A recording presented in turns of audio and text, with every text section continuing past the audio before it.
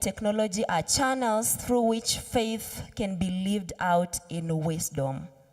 But wisdom begins not with our degrees or our designs. It begins with awe, fear, reverence for God, with knowing that even our best innovation is a response to something greater. That in an age of rapid advancement, may we be known not only for what we know, but for how we revere the one who gave us the mind to know it. Let us pray. God, thank you. Thank you because you have gathered us again here for these conversations, presentations to challenge and to champion us into the field of SET. We give you glory because you are the first designer. You are the sole creator of our lives, oh God. And as you have reminded us to seek more of your wisdom, oh God, may we know the balance to integrate the two, oh God, that we may grow holistically and serve this nation and this university in the manner that you desire us to, oh God. So I commit this day to you. I pray the Holy Spirit, you come and reign, you come and teach us, you come and remind us, you come and empower us, oh God, and help us to comprehend everything that will help us to grow into Christ's fullness. In Jesus' name I pray. Amen. Thank you, and God bless you.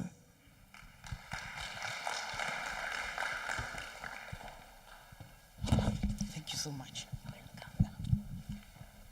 Thank you, Pastor Deborah, for blessing us with the word of God. Now we can connect our devotion that we started our conference this morning with the devotion by Pastor Deborah. So in the morning, Professor Kitetu told us that we need to sharpen each other as we are doing our research and innovation. And now, Pastor Deborah has told us that as we do our research, as we sharpen ourselves in our innovation and research, we should not forget to fear the Lord. Because she has said, and the Bible said, that is the beginning of wisdom, and that is when the knowledge will sink. So we have been blessed, and we are sharpened ourselves, and by the end of this conference, we should be doing more research, being guided by the word of God. So thank you, Pastor Deborah. Can we give her a hearty clap, 3 of them? Thank you so much. Now let me take this opportunity to invite the acting dean for the School of Science, Engineering, and Technology to make her remarks and invite DVC Academic and Research to give us his remarks. Thank you so much. Welcome, Dr. Caroline Chepkirui. Thank you, Dr. The Vice Chancellor, sir, the DVC, the Registrar, our keynote speaker, the librarian, the Dean of Students, and our guest speaker present. On behalf of the Dean, Professor Rugiri, I would like to extend a warm welcome on behalf of the School of Science, Engineering, and Technology to this year conference. The Vice Chancellor, sir, the school, we have 3 conferences: Conference on Data Science and Artificial Intelligence, Pure and Applied Science, and Energy and Environment Conference. So with your permission, I would also like to invite the members of the faculty for the school to stand.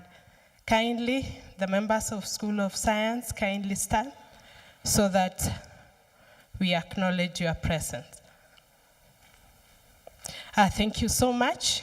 You may be seated.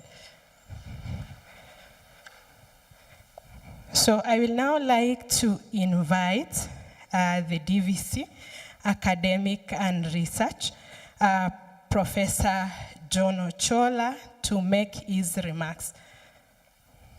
So we can invite him with a clap as he comes.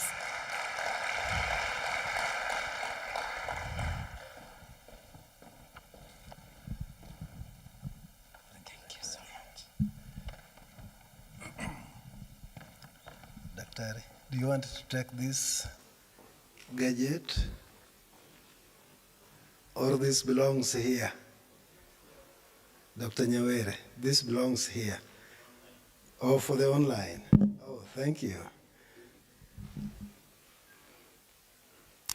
Thank you very much, Dr. Caroline Chepkirui, the acting dean.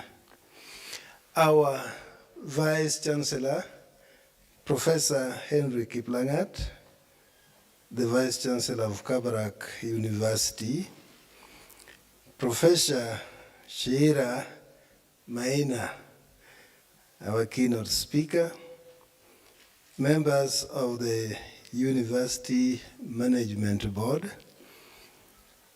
our guest speakers, Professor Wilkista Moturi and Dr. Onesphorus Munyati, who is participating online, our esteemed partners, Dr. Caroline Chepkirui, whom I have mentioned, Dr. Philip Nyawere, Director Research, Innovation and Outreach, heads of departments, members of faculty, conference participants, our esteemed students, ladies and gentlemen, good morning.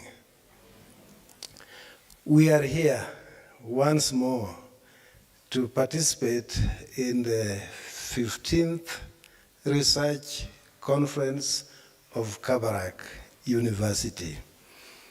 We started our series of the 15th Research Conference early this year, and now we are in the middle of the year. And the School of Science, Engineering, and Technology is hosting us for the conference today and tomorrow. What an exciting moment for us as a university. We are also privileged to have with us our host, and we are in this conference courtesy of our Vice Chancellor, Professor Henry Kiplangat. As a university, we are forever grateful for our Vice Chancellor because he's a man and a leader of many attributes. One of the attributes I can mention this morning is his flair for professionalism. Wherever he goes, whatever he looks at, he looks for perfection. And we can see that across our campus. Even in the room where we are, we can notice that perfection is all around us, isn't it? Can't we clap for our Vice Chancellor? A man of excellence and perfection. So without taking too much time, it is my great pleasure to welcome the Vice Chancellor of Kabarak University, Professor Henry Kiplangat, to make his address at the 15th International Research Conference. Shall we give him a hearty round of applause? Welcome, sir.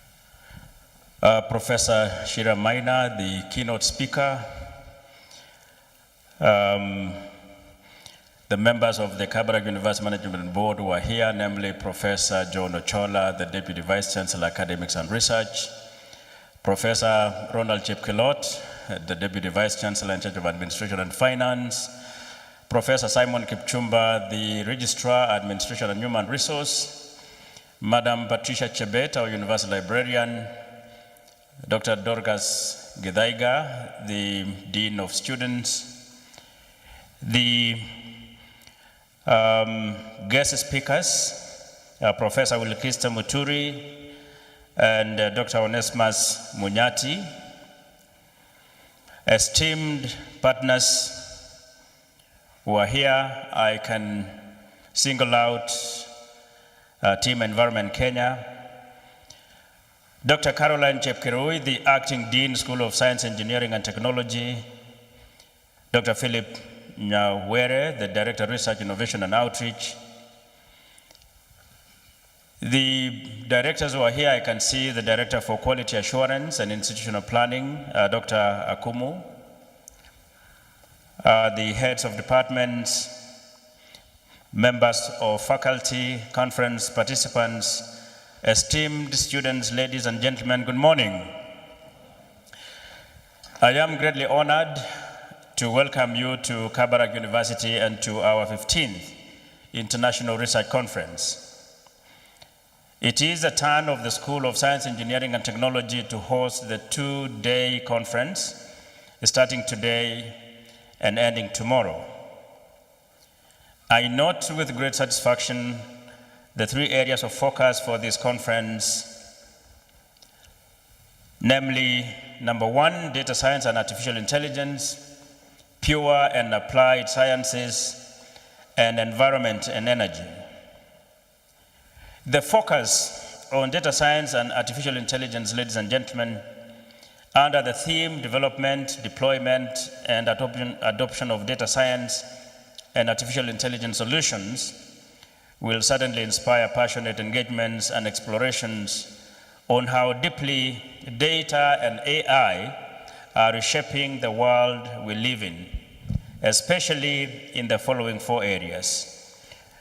Area number one is in agriculture, where artificial intelligence drives precision farming, optimizing inputs and protecting crops against disease and climate risks.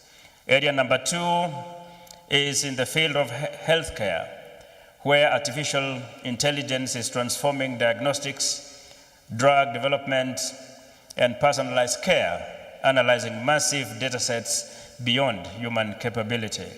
Area number three is in environmental science, where artificial intelligence detects trends and anomalies in complex climate data, helping predict extreme weather events and guide conservation efforts. And finally, area number four is in governance, where data analytics fosters evidence-based policy making and decision making and enhances public services. Ladies and gentlemen, conference participants, as you interrogate these advances and as scholars of integrity strive to explore the critical questions of ethics, fairness, and transparency, responsibilities that we, scientists and educators, must embrace. Here at Kabarak University, we support research at the frontiers of artificial intelligence and data science.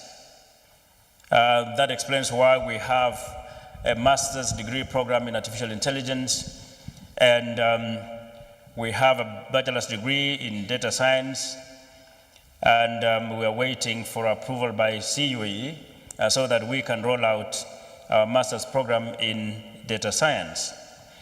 Our research teams comprise of students guided by experienced researchers are continually developing solutions with real-world impact, as evidenced by our participation and success in the national and international technology competitions. For example, in February this year, Dr. Philip Nyawere, our Director for Research, Innovation and Outreach, and Dr. Andrew Kipkebut, I hope he's here, Andrew, who is a lecturer in IT, attended AI Everything Global 2025 exhibition held in Abu Dhabi and Dubai in the United Arab Emirates. Together with our IT students, Mercy Chemeli and Felix Masigwa. Are you there, Felix? Are you around, Felix? If you are there, you can stand. Oh, it's on attachment. And Jameli also is on attachment.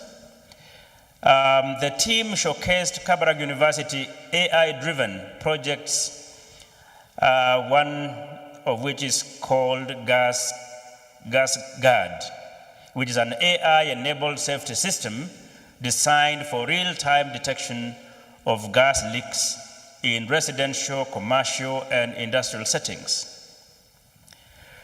The solution leverages smart sensors and AI analytics to monitor gas levels, issue early warnings, and automatically trigger safety protocols to prevent accidents and environmental hazards. You are aware that we had some accidents in Nairobi involving gas leakages, and a number of people were lost during the time. So such innovation will serve to reduce such accidents going forward. Our university has successfully steered the registration of GasGuard with the Kenya Copyright Board as a copyright work in the name of Mercy Chameli, Felix Masigwa, and Kabarak University. This achievement, among others, underscores our commitment to research and innovation. It is in order for us to appreciate those two students and their mentors for that great innovation. Regarding our conference on pure and applied sciences, the theme recent advances in research in physics, chemistry, biological sciences, and applications underscores our conviction that science is the foundation upon which transformative applications are built. Breakthroughs in theoretical physics, power quantum computing, semiconductors, and material science are unlocking next-generation energy storage solutions essential for renewable energy systems.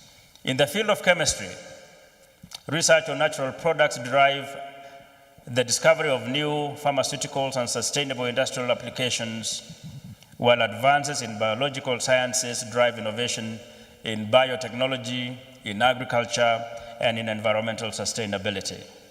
Distinguished ladies and gentlemen and conference participants, our third forum, the Conference on Environment and Energy, focusing on enhancing environmental resilience for food production and energy sustainability, is more relevant than ever. We are honored that this conference is done in partnership with Team Environment Kenya and the Kenya Forest Research Institute, KEFRI, whose partnership and expertise are invaluable. The world today faces a stark reality. Resources are finite, and energy remains scarce and unevenly distributed. As populations grow and economies develop, pressures on natural resources, pressures on food systems, pressures on energy supplies intensify. At the same time, climate change threatens ecosystems, agriculture, and human livelihoods with increasing severity. The latest reports warn that urgent action is needed to avoid irreversible damage. According to reports last year, the year 2024 was the hottest year in history. I do not know about 2025. Maybe by the end of the year we shall know. And of course, as these temperatures increase, that has serious implications on the humans on planet Earth. And therefore, this issue of climate change is a very, very serious issue that all of us must take action to ensure that it doesn't become a disaster. So, ladies and gentlemen, at Kabarak University, we recognize that the scarcity of resources and energy is not merely an economic challenge. It's not merely an economic challenge. It is a scientific and ethical imperative. It demands research, it demands innovation, and demands collaborative solutions that balance human development with environmental stewardship. Our commitment to sustainability is reflected not only in our research, but in our daily operations, green campus initiatives, and community engagement. We believe universities must lead by example in creating a sustainable future. And for this reason, Kabarak University is not just an institution of learning. Kabarak University is indeed a beacon of innovation and social responsibility. We support research and innovation through funding, modern facilities, mentorship, and interdisciplinary collaboration. In Kabarak University, we build partnerships with other universities, with other research institutes, and industry, as well as government and communities. And these collaborations have led to significant innovations and impactful solutions. If I had time, I would inform you of some of our achievements in this field. And lastly, but not least, we in Kabarak University are deeply committed to corporate social responsibility. Our faculty and students actively participate in community health initiatives, environmental conservation, and educational research, educational outreach. Ladies and gentlemen, just to emphasize, although we gather under 3 distinct conference themes, our mission is unified, and that is to harness knowledge, science, and technology to improve lives and secure the future of our planet. In a nutshell, ladies and gentlemen, data science gives us tools to navigate complexity and extract transformative insights. Pure sciences drive fundamental discoveries that shape new industries and technologies, and environmental sciences ensure our progress is sustainable, our progress is equitable, and our progress is resilient. Consequently, as you can see, this conference is more than an academic event. It is indeed a forum where disciplines converge, collaborations form, and new solutions emerge for the challenges of our future, for the challenges of our time. Ladies and gentlemen, conference participants, with those few remarks, it is now my distinct pleasure to declare this conference officially opened.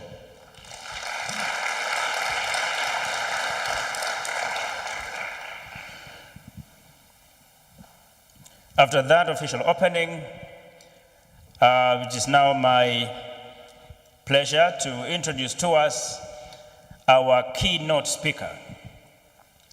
Our keynote speaker, distinguished ladies and gentlemen, is Professor Shira Maina. Professor Maina is an associate professor at Dedan Kimathi University of Technology, where he teaches electrical engineering. Professor Maina also conducts research in a number of areas, including bioacoustics, IoT or Internet of Things, machine learning, and data science. Professor Maina, since September 2019, has led the Center for Data Science and Artificial Intelligence at Dedan Kimathi University of Technology. He is also serving as the board chair of Data Science Africa. Prior to joining Dedan Kimathi University of Technology in 2013, Professor Maina was a postdoctoral researcher at the University of Sheffield, UK, between 2011 and 2013. A PhD student at Drexel University in Philadelphia, USA, between 2007 and 2011. And a BSc student at the University of Nairobi between 2002 and 2007. I'm sure some of our students had not been born in 2002. How many of you had not been born in 2002? If you want us to know your age, I can see somebody who is honest there. They were not born. He was already a university student. And some of you, if you were born, maybe you were 1 year or 1 month or 2, you did not know what was happening in the world. Ladies and gentlemen, please join me with a round of applause in welcoming Professor Maina to the podium. Professor Maina, please welcome.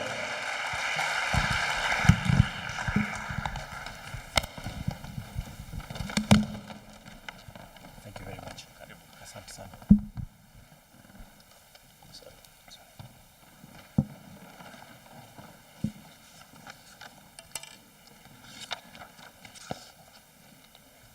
So thank you very much for that very warm introduction and warm welcome. I'm very happy to be here with you. I thank all the conference, the organizers, the university management led by the VC for giving me this honor to speak to you today on, yes, so the talk is currently been set up, but I can give the brief introduction and just say who I am. You've heard my name. So I'll be speaking today on the theme of, give them 1 second.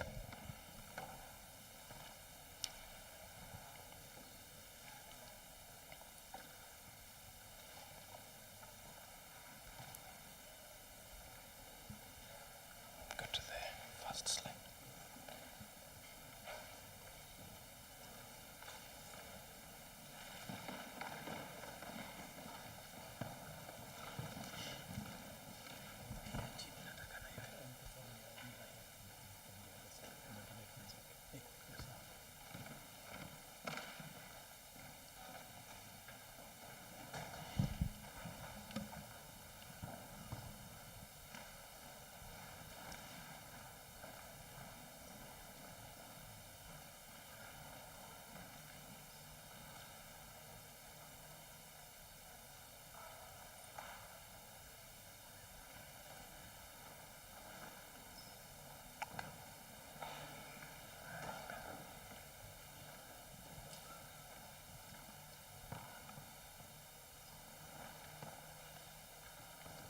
Okay, just make sure the slides can move.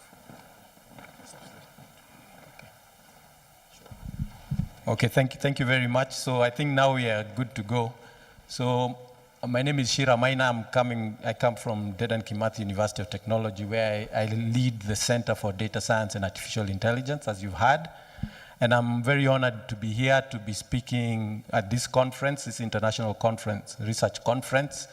I'm impressed that it's the 15th conference. It's 15 years is not a short time, and to sustain such a conference over such a period of time is not a mean feat. And we are in very interesting times now.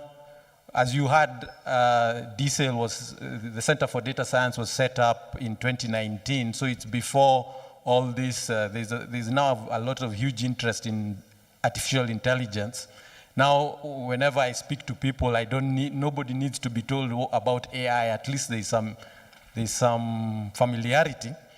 But I want to speak about how we as members of various university communities need to participate in the development, deployment, and adoption of data science and artificial intelligence solutions. And I don't know how many of you in the audience are students, but I believe it's a mixture, perhaps students and researchers. And we can see how all of us can play our role in exploiting various technologies to solve problems in our context. So I want to start off by saying, since we are talking about science, technology, I think all of us would agree that this play a huge role in well-being. And for example, technological interventions in healthcare, in agriculture, these are interventions that have actually positively impacted a lot of people's lives. And so technology is often a very important thing. It's often a force for good. And it's difficult to overstate technology even involves things like the basic writing is a technology. So let's imagine technology in its full breadth. And if you use the lens of the Sustainable Development Goals to look at the well-being of individuals, so the Sustainable Development Goals include goals such as no poverty, zero hunger, all that aligns very well with our idea of a person, a well-being of a person. So being poor is often not associated with somebody doing well. And a hungry person for sure is not doing well. And our questions being, since we are scientists or engineers or technologists, often should be, how can we leverage all the knowledge we have to the promotion of people's well-being? And also ensure that people adopt them. So we develop solutions. We had various interesting innovations from students here. I know a lot of you do a lot of work. You're doing very difficult courses, maybe some in computer science, in IT. These are not simple courses to study, or whatever research we are doing.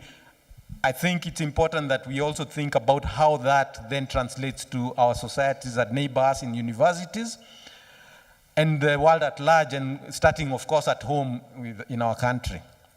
We should also remember that I think it was mentioned earlier that all this needs to be done ethically. There's a moral lens that we need to look at all these interventions, because often we see that technology can be double-edged. Right now, with the advent of AI, actually what's happening sometimes is, before people used to fear automation, that it would reduce employment for entry-level jobs that were very manual, for example. But now AI is also coming for white-collar, entry-level software engineering jobs, etc. So now it becomes a question of how do we develop technology and develop them responsibly, aware of potential downstream repercussions. So at home, Kenya is, I think we all agree, most of us are probably Kenyans in this room. I think we all agree that our country is a beautiful one. I see people appear like they're cold. It's not a cold country. This is not cold at all. I came from Nyeri and I found that Nakuru is warm. So Kenya, we should agree, is a good country. I don't know why that has disappeared. Maybe I can get some help.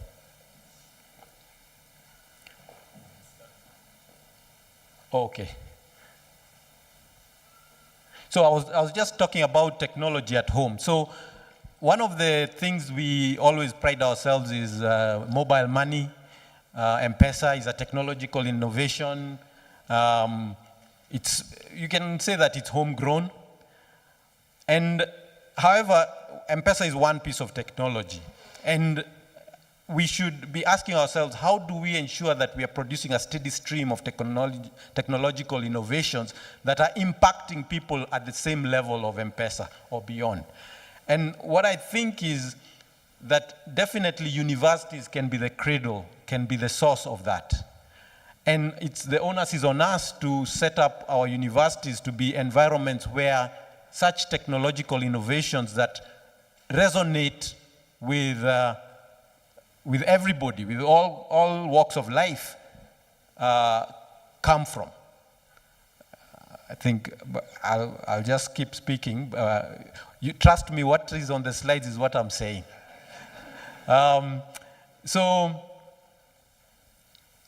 But in Kenya, if you talk to the average person, they often identify with the Jua Kali sector as being where they seek technological innovations. I think often if you have a problem in your house, the person you're talking, you don't say, I have this huge problem.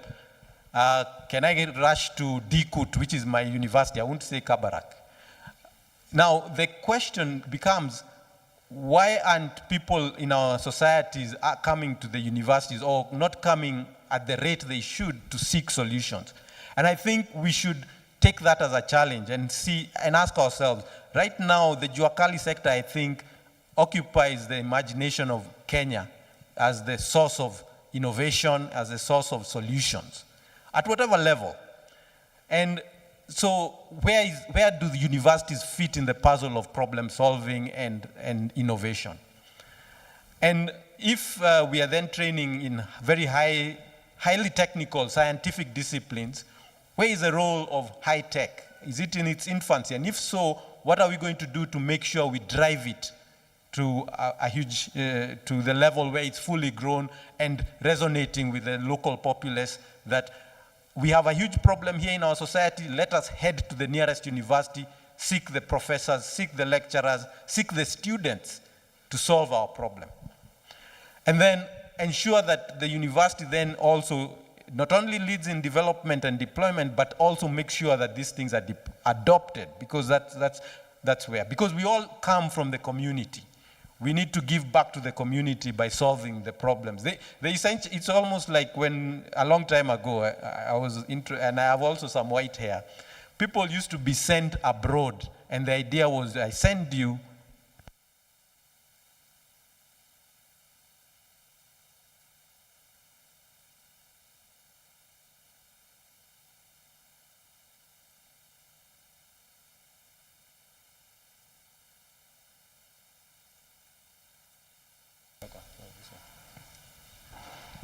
Can you hear me?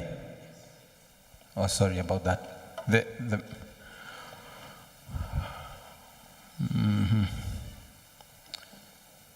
So I think this is also trying to connect to our online audience, so I don't want to just close it. But I hope you're still hearing me. Okay. Yeah, so. And what about this?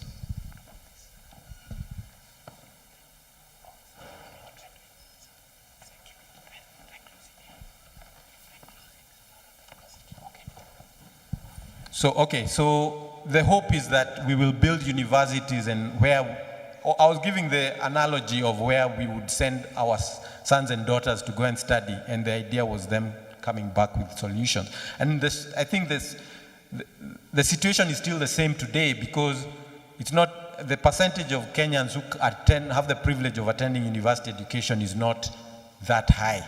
And the onus is on us to repay what the country is investing in us to educate us, or our society, our parents, etc. Okay, thank you. Okay, so I want to just give an example. You heard from my bio that I was a student at Drexel in the US at some point in time. And my background is in electrical engineering, signal processing, and going into machine learning. And when I was there as a student, there was a lot of interest in a very technical area of signal processing called compressed sensing. I won't give you a lot of the technical details, but the idea is this. In 2007, we were attending a lot of conferences, and a lot of technical material was being presented on this very deeply technical area called compressed sensing. And to some people, it may have felt very academic.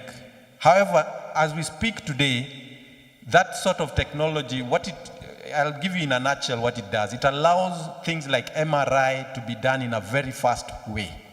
So it's called compressed sensing, and what it means, it's like, imagine if you could take a picture and you only needed to take, if you had a 10 megapixel camera, you only need to take 2 or 3 pixels and you have the entire image reconstructed. That's a nutshell. So what that does is that it makes an MRI, you can do an MRI that would need somebody to be sedated so that they are still, you can do it very quickly. But the point is that this technical, very deeply technical area that was being developed in 2007 is now in devices that are being sold to Kenyan hospitals. So our Kenyan hospitals here are investing a lot of money to buy this technology from Philips, from other vendors, that was in the laboratories of US universities less than 20 years ago. So for us, even if whatever we are doing may be in its infancy, the time scale for innovation to translate to actually impact people's lives is not that long. And if you have not started now, it's not too late. I know all of our universities have started. This is just to say that we should keep pressing on with innovations, because even as they continue in our universities, they will eventually impact. And this is just an example. Okay. So how do we do this? I think I want to make the case that universities are the place to form, all need to have institutional laboratories. I believe there are some here that focus on all the niche areas that have the potential to impact the societies. And at DCUT, this Center for Data Science and Artificial Intelligence was formed in 2019. I want to just give you a brief idea of the sort of work we do and see whether it can resonate with members here and whether we can agree that I think such laboratories need to really be allowed to thrive within our universities, and then the patience to wait for the technology to develop, mature, and head into the world. Because research sometimes needs a lot of patience. So I'll give a few examples of the work we do at DCEL and how it links with some of the areas I've seen in the themes of the conference. So how it links to agriculture, to healthcare, environmental science. And I'll start with the environment, because one can argue that if you can't be doing well if you're in a bad environment. You can't thrive in an environment that doesn't support you to thrive. And Kenya, like all other countries, has certain environmental goals and conservation priorities because we see the impacts of climate change all around us. We hear about them. I'm inspired to see the picture of Wangari Maathai, the late Professor Wangari Maathai, hear all this information about trees. And you can wonder, okay, you're a computer scientist, you're an engineer, what do you have to do with trees? I will try and show you a little bit. And what do you have to do with the environment? Because we need to have an impact on all the levers of well-being if we are to impact our societies. So one of the projects we've been doing at DCEL is developing technology to monitor water resources. And so here we have a picture of the River Wasonyiro. And on the left, and on the right, you have a map of a catchment area near our university called Moringato Catchment. And what we were developing is IoT technology. So there you see, you see some sensor networks. So in short, what we were trying to do was, can we develop IoT systems, Internet of Things systems that can tell us about simple parameters of our water catchment areas, and then based on, with access to that data, be able to tell things about how the ecosystems are doing. Because we know about catchment areas, and if they are destroyed, then downstream we will suffer. But how can we deploy technology to help? And so we wear our hats as engineers, even literally climb up masts to set up IoT infrastructure, build the electronics, the sensor networks, deploy the data analytic platforms that will then analyze the data and hopefully be able to tell us something like, okay, we are noticing that when it rains upstream, the water swells downstream very quickly, and therefore very likely your catchment area upstream is degraded. We need to do interventions. Okay, you have done some interventions. After a few years, is there any change? So all that we can do when we wear our hats as engineers and collaborate and talk with the right people. So another thing is we want to plant 15 billion trees. We all know that there is it's one thing to plant a tree, but the tree, it will only help you when it survives, when it grows, so it will probably help you 20 years down the line. So we are interested in asking, how can we monitor the reforested stands, and how can we use the technologies that we have? So at the lab, we collaborate with our GIS colleagues, we collaborate with partners at KFS, and other community organizations that replant trees. And then what we do, we collect data, we fly drones. So what you're seeing on the picture there is a drone image from a reforested stand in Kieni.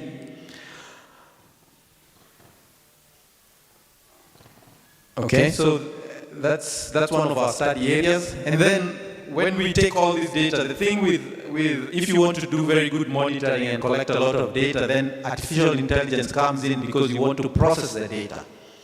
So then we want to see, of the trees that were planted last year, how many are still surviving today? How have they grown? What's the growth rate? So there you're able to leverage your technology, your machine learning, your data science, even your engineering, but you're helping an ecologist, you're helping a forester to understand the forest better and to understand its growth. So, and in doing all that, we need to develop technologies that will assist these practitioners in data collection, for example. So part of the team was developing a technology to be able to measure parameters of trees using what we call stereoscopic vision. So just leveraging, just like the way we all have two eyes, that allows us to measure depth. So if you put that technology in the hands of a forester, they can tell you this tree is this high, last week it was, or maybe last year it was this high, is it growing? And they can collect data easily, which makes it easier for them to actually perform these important monitoring tasks. And this is putting technology in the hands of practitioners. And then us developing it as Kenyans, and hopefully maybe 20 years down the line, it will be commercial, it will be, you know, we can be selling it, but we need to do the work and have the patience to do this work in our labs in universities. Some other area that we've been looking at is, when you see a forest like this, or a reforested stand, one of the things that people are interested in, there's a lot of interest in things like carbon credits now. And one of the challenges with carbon credits is doing things like verification. And so then, how do you know that a forest is growing and it's performing its ecological function? One of the things is that it will be repopulated by various species that live in forests. And that is one way you'll know, I actually have a forest. If you go in a forest and it's dead quiet, it's most likely, it's not a healthy forest. Plantation forests sometimes are like that, which are one stand. You can go in there and it's very quiet. But so what we developed was technology to actually listen to ecosystems. And so we went through the process of developing all the electrical technology, the machine learning to process what we are hearing. And essentially, it's doing exactly what ecologists do when they go into various forests. They listen, they say, okay, I can hear this number of potential species. And if that species number is increasing over time, it means your forest is performing its function. And this technology now is being adopted by carbon credit farms that want to verify that the trees are planted and are growing into forests. So even very niche research areas have potential impacts downstream. And universities are the ideal place to nurture this. Okay, another area that AI is making an important contribution and that we should be looking at is the area of weather forecasting. A number of you may be following the big labs in AI from Google. There's a lab called DeepMind. They have this AI for weather forecasting called GraphCast.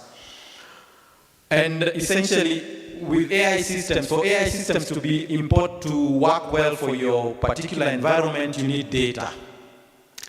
And unfortunately, in Kenya, for example, the map on the right just shows you the number of weather stations that are accredited by the World Meteorological Organization, WMO. And there are very few. Unfortunately, I didn't put a slide with the image of America. If it was America, you would not, it's completely observed. It's a very dense data network. So what that means is that the people with data, dense networks of data in all disciplines, in all areas, even in forestry that I was talking about before, they're able to leverage AI and take advantage of it. And for us to be able to do the same, we need to collect, we need to be actually doing a lot of data acquisition and developing the technologies ourselves. That's another key thing. So we've been working with another team that has managed to deploy a large sensor network. Now on the left is a sensor network of weather stations from an organization called TAMO, the Trans-Africa Hydrometeorological Organization, and they have this denser network, and they're spread all over Africa, but they have technical issues that we can help with. So you've heard about things like sensor networks produce data, but this data needs to be used for machine learning and it needs to be high quality. So for you to be able to do that, you need to be able to say that I can trust this data that I'm getting from my sensor networks. And what that means is, if any of you have deployed sensor networks, you may know the challenges that come with that. One of them is that if you deploy a sensor, you're interested in measuring the weather, and you deploy a weather station, it can end up being infested, for example, by wasps, and they build a nest. Or anything can happen. But you are monitoring 700 weather stations. You cannot be going manually or send your team of technicians manually to go check. So what do? You have to use artificial intelligence, machine learning to say, the data I'm getting from this particular sensor is suspicious. We need to send somebody there. And now there's a cost, because you're saving costs, you're having a more efficiently run network, and you're able to get high quality data and respond to problems. And this sort of thing happens in all industries. They're interested in AI and machine learning for these sort of applications. And so these are niches that we can exploit. Sometimes we always want to go for the most glamorous. But you are being able to tell somebody who has a large sensor network that their sensor is wasp infested, that may be the money-making or revenue-generating application. So our job as scientists and as engineers is to look everywhere and talk to everyone to see what problems they have that we can solve. Because then that data on the left, if it went into the map on the right is GraphCast. We are doing a few experiments with GraphCast and trying to develop ways to infuse our own data into that model. And on the right, you see some of the weather forecasting that comes out of these AI systems. And so these are applications we think we can make a contribution to. Just going briefly now through the theme of healthcare. And you see here that there are a lot of problems that we can solve. And what we've been looking at is particularly in the area of diagnostics. And we've been collaborating with cardiologists to develop AI systems to detect a disease called rheumatic heart disease. And essentially what it means is, if you want to, it's a disease that affects essentially countries like ours, low middle income countries, and it comes from repeated throat infections. But how to detect it? Ideally, you would do mass screening. And mass screening, you'd use portable ultrasound machines, examine the heart valves, and then have an expert determine whether this child, for example, is at risk of developing RHD, and therefore start them on antibiotics. But you can already see, we are in Kenya, we have maybe in Nyeri, maybe 1 or 2 cardiologists. I don't know how many in Nakuru. And here you want to do mass screening so that you can intervene very early before the condition progresses. So again, this is where we can potentially use AI. So we've been doing some proof of concept of looking at what AI techniques can be used here. And hopefully this will have an impact downstream. Similarly, we are currently working with doctors at Aga Khan. And actually, this is a technology that we're using to look at orthopedic patients and measure some conditions known as limb alignment. And just to tell you that the idea is there are certain measurements or diagnostics that require X-rays. And if you can find alternatives, it would mean less exposure to X-ray and faster interventions. And so what we have with our colleagues at the hospital is that we're doing now a trial where our system is being used to measure a certain parameter called limb alignment. The same patients are going to X-ray, and then we do a comparison. So we are doing, this is research, this is science. But hopefully that will have an impact. And you see, whether it's downstream, whether it says that we need to go back to the lab and develop better AI models, well enough, that's what we've signed up for as researchers. But we are making the right partnerships, hopefully developing the right interventions. And what I want to end by saying is that for our institutions to thrive, I know we're in the business of education, and education is capacity building. And so for example, all the projects I've been discussing done at DCL are done by a huge team of undergraduates, master students, PhD students, and they're all Kenyans. I mean, actually not, but most are Kenyan. At least all are African. And what we can say is that we have the potential, I think nobody doubts it, that we have the potential to have an impact in every facet of knowledge. We need to ensure that we create the environments, and like we are doing here. And I just want to briefly mention, you had Data Science Africa mentioned, and in just on the theme of capacity building, I'm part of this grassroots capacity building organization that has a number of events in AI, but AI linked to solutions and linked to a lot of collaboration with domain experts, a key thing. And I think it's important for all of us to participate in academic communities, because a lot of this you cannot do by yourself. And it's important to have environments where there is theoretical engagement, so that people are not, you're not in a sort of fool's paradise where you think what you're doing is the best thing, but you're challenging yourself and exposing yourself to peers who can tell you maybe here you've taken a misstep. And those are the sort of networks we are aiming to build. Giving students an opportunity to present their work, so at venues where they can then be challenged and know how to communicate. Meet with international collaborators, because as I was alluding to earlier, we may be in our infancy, but we are not planning to stay infants forever. We want to ensure that we are giving the right environment for scientists and youngsters to grow.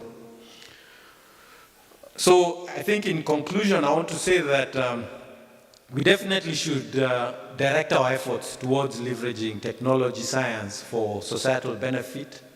And universities, we need to either reclaim or claim our position as being the home for problem solving in our communities, and providing an environment for students and researchers to excel, even in whatever environment is occurring, whether it's now with the AI wave, being the leaders in how to react to it and how to take a leading role. And then ensuring that our students can engage at all levels. So ensuring that we are at the top technical level possible, and participating actively in intellectual communities. Thank you very much for your time and listening to me. I just want to acknowledge that that's a picture of the research group, and we received support from a number of organizations that allow the research to go on, but most importantly is the students and other researchers who work there. And if you're interested, you can go on our webpage, or I don't know if the QR code will scan from wherever you are, you can try. But that's a webpage. You can read more about the various projects. And thank you very much.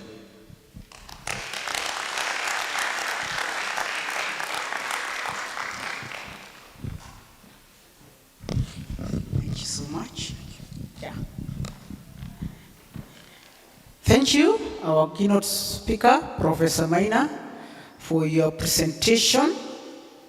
And he has also motivated us, sharpened us, that we need to continue doing research, we need to continue doing innovation in areas, in developing application that we can use in our community to improve our community in that case, and also to mitigate the environment.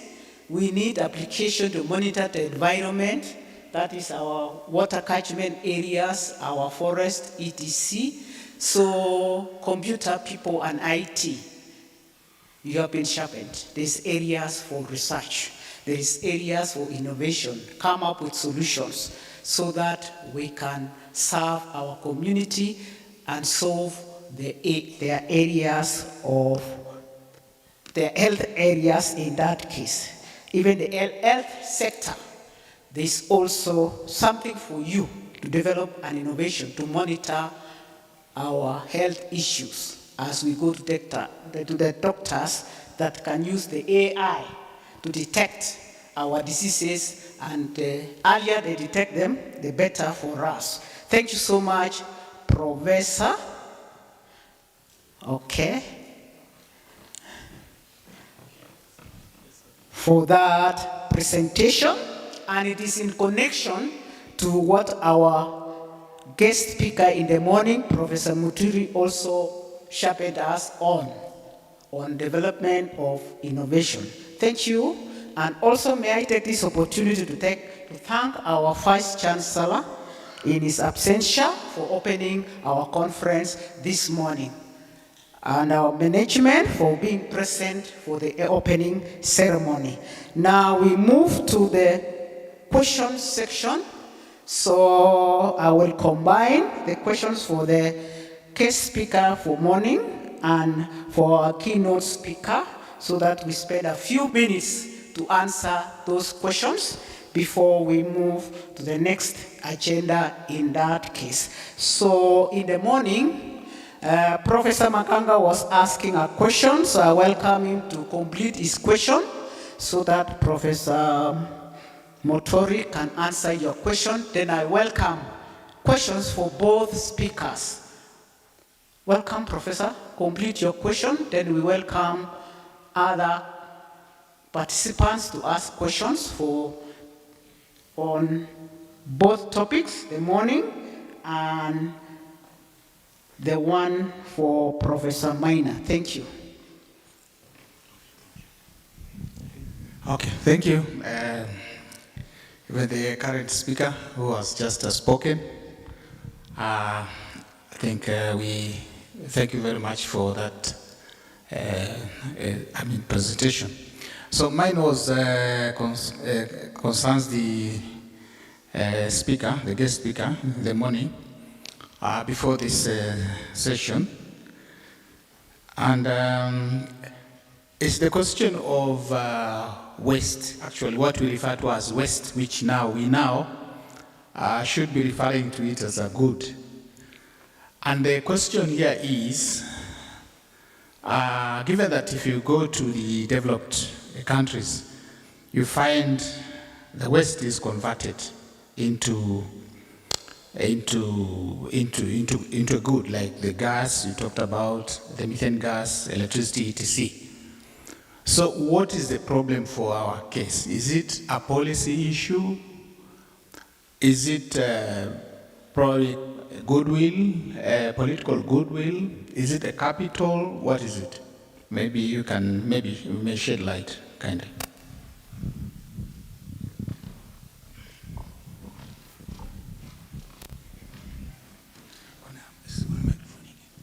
Thank you, Professor, for your question. Okay. So, can we have more questions so that when we give the speakers to answer your question, they can answer all of them at the same time?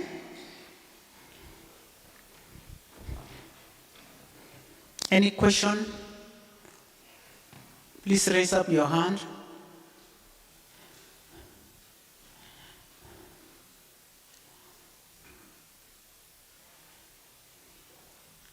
Okay, silence means you're satisfied. Okay. Okay, so as we wait for more questions, let me invite Professor Muturi to respond to that question of Professor Makanga. Welcome.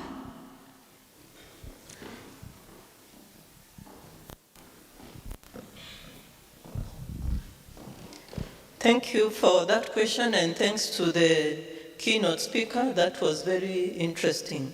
It's interesting that he captured some of the things I'd also indicated, so you can see how the spirit works.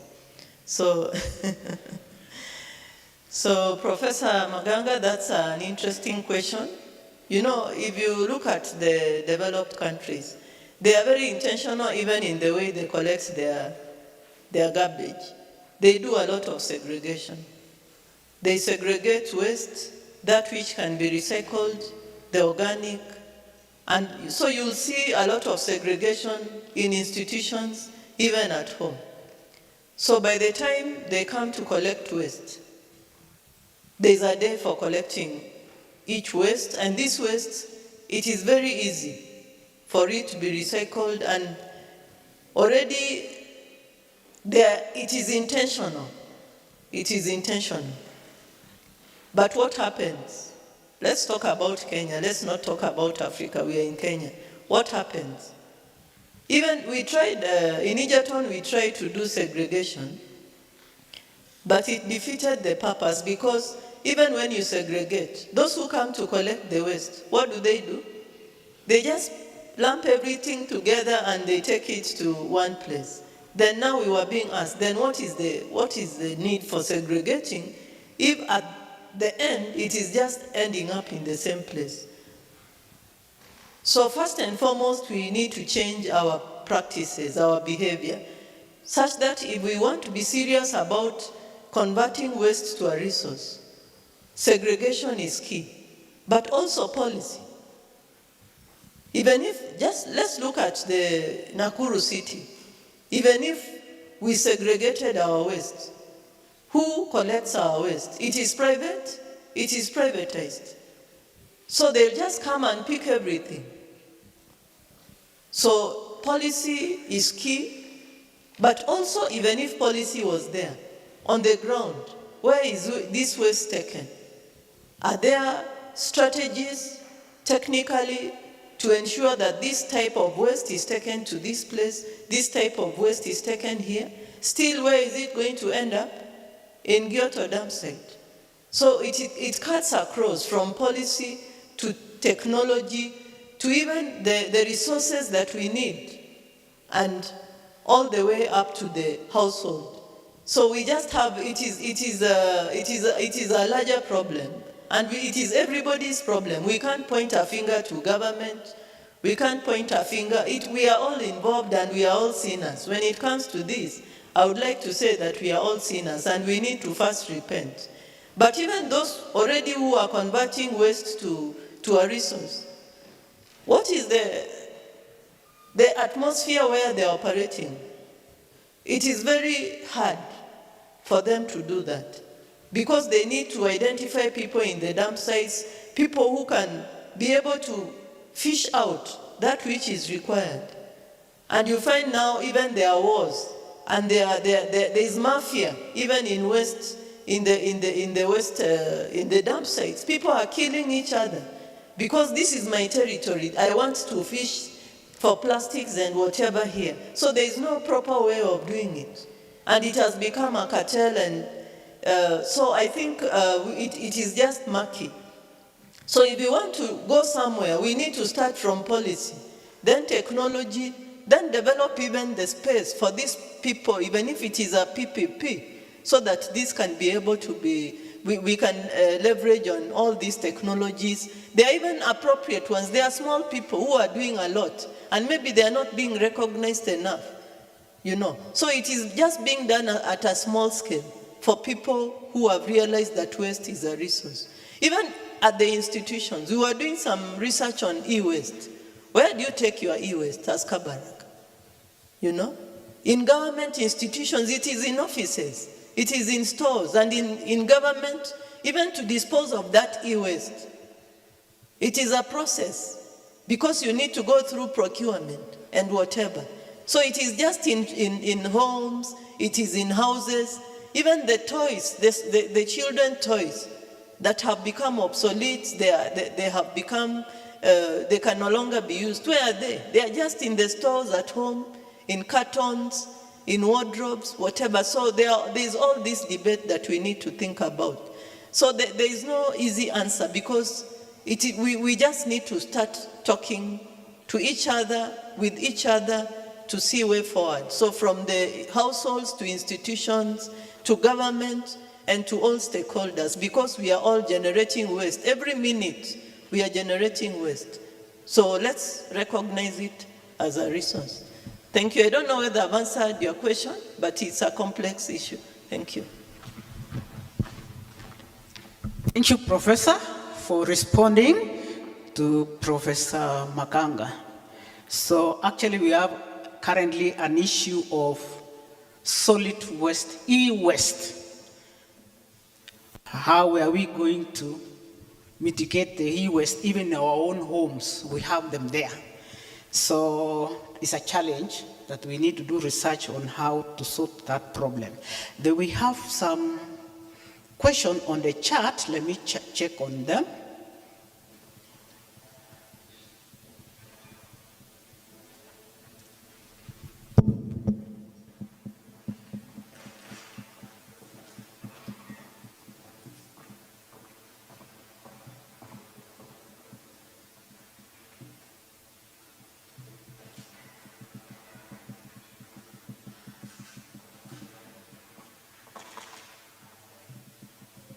Yes.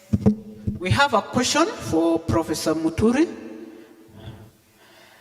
The question is, let me read it. Developed countries in the West are notorious in carbon dioxide emission from their industries, which has led to their greenhouse effects and consequent climate change. With their sophistication, how is it that they are unable to deal with the emissions when they are capable of dealing with more serious waste like those from nuclear technology? Yeah, that is a question online. I hope I have read to the end. Yes, Professor. I come over? Yes, please, if you don't mind, so that you can read the question clearly.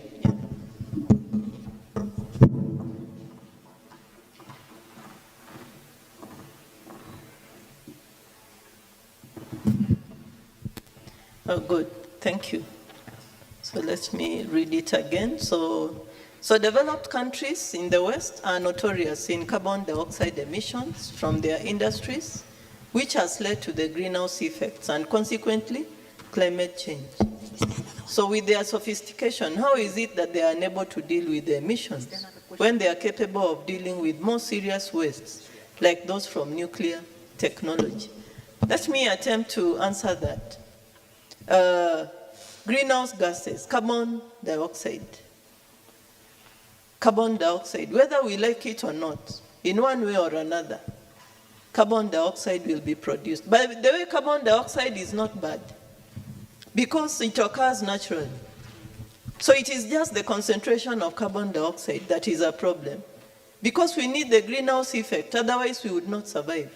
The earth would be too cold if we didn't have carbon dioxide, because that blanket is the one that makes the earth to support life because of the warmth. So we need carbon dioxide.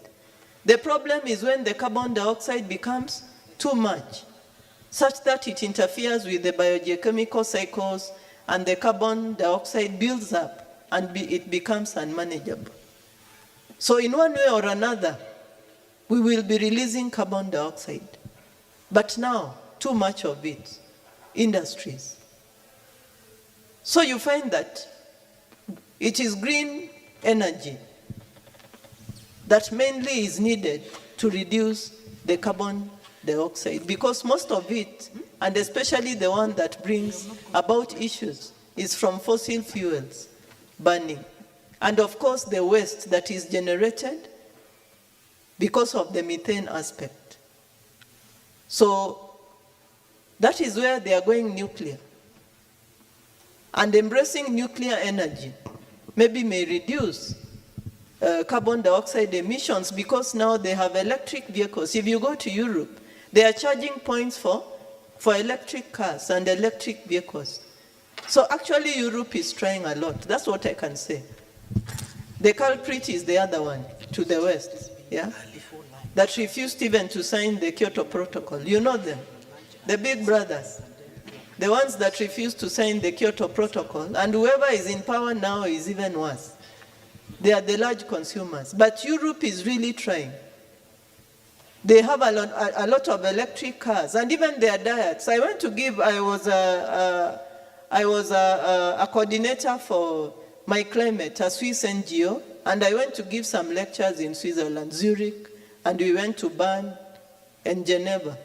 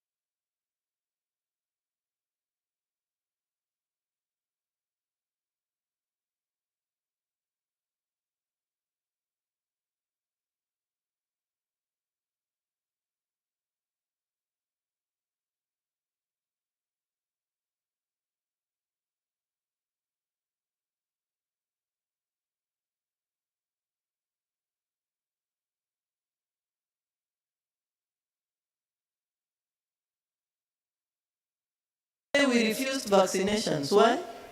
Why were we refusing vaccinations? Because there's a man who said that they want to do something about the methane production from our cows. But these animals, God created them that way. Do you think he knew there would be a problem? He didn't think it would be a problem. It is too much of what is not, it's not what is being produced naturally, because even in nature, there will be greenhouse gases from our wetlands, from the animals, even the ruminants in the world. So it is just what we are doing and how we are adding more and more such that nature is not able to deal with it. Otherwise, nature has a way of, balancing through the biogeochemical cycles. So I don't know whether I've been able to answer. Thank you. Is there another question? Maybe not. Thank you, Professor, for answering that question. Okay, let me check if there's another question on online. Yes, there is one for Professor Zira.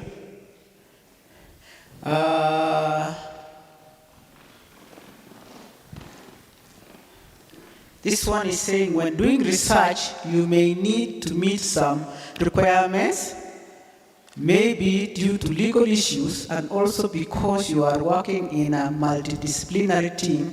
So how are the policies formulated and how do you ensure you are within scope? Because we have different laws governing different fields of research and development.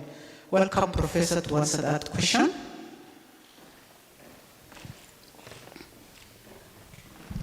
Okay, thanks for the question. I think Kenya has a very robust regulation for research. So most universities, I believe, have ethics review boards. So I know at DCUT we have one. So for example, we subject our research work to ethics review boards. Then after that, so there are multiple processes. So before your research gets funded, you've convinced a funder. So that's one line, that's one check. Then you're conducting the research in Kenya. Kenya requires that you apply for certain research permit from NACOSTI. So you ensure you do that. If you, for example, I'll give an example of the project we are doing in health.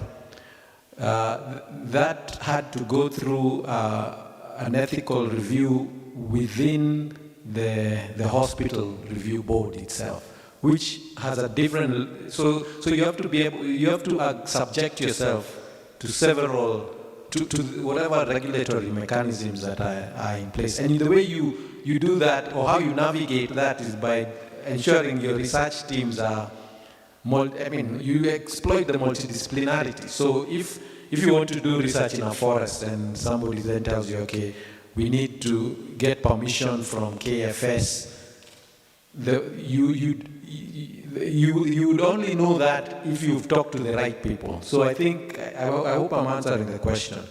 But essentially, it's your job to know what regulatory bodies you need to satisfy so that you can do your research and do it well, and even be allowed to do it. I think there's a question. I don't know if I'm allowed to, if I don't want to usurp the chair. Sorry, my name is Rafiq Mohammed. I'm a community concerned citizen. And thank you very much for the first and the second speaker.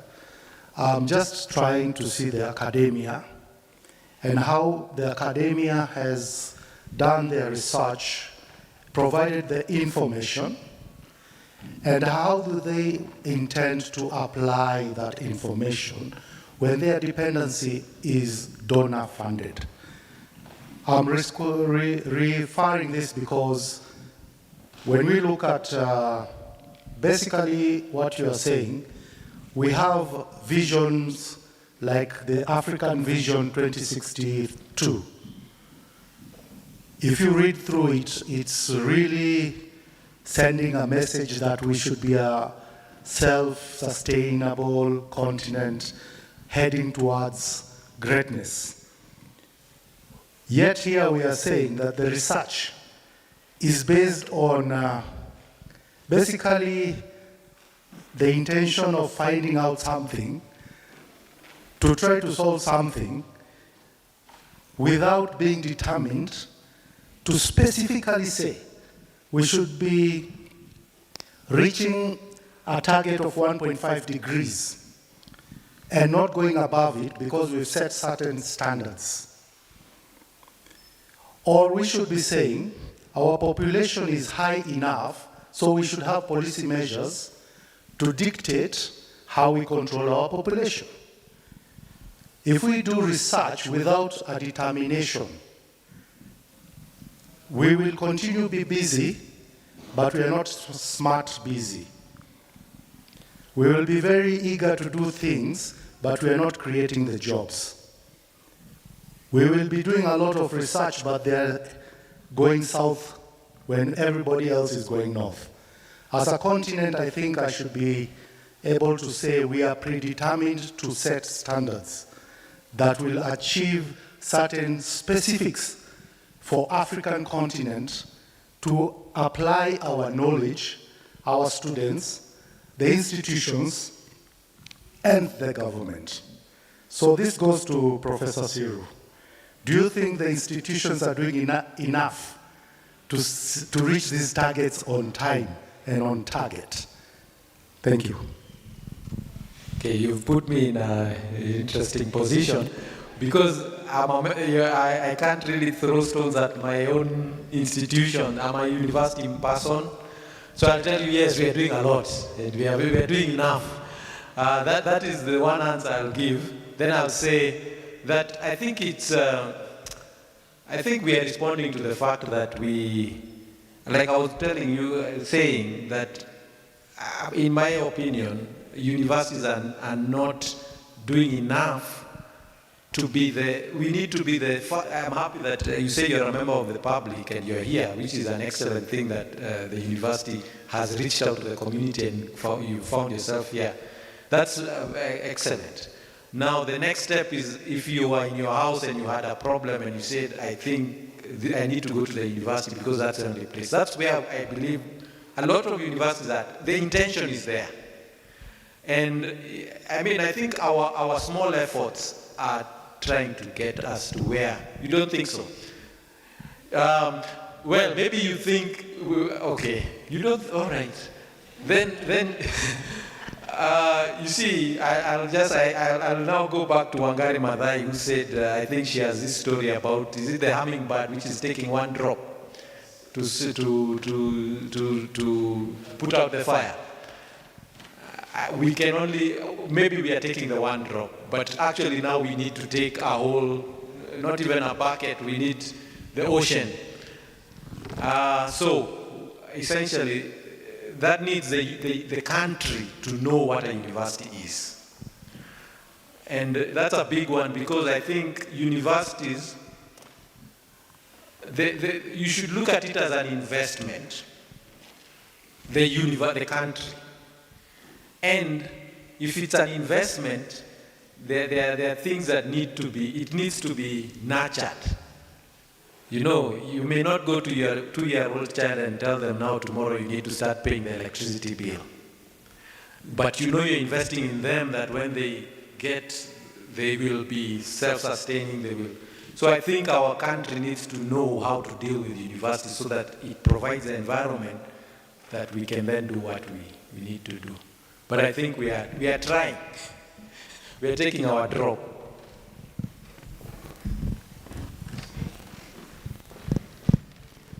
Thank you, Professor, for answering that question. Professor Muturi, you want to contribute something? Yes. Akumu, give it to Professor.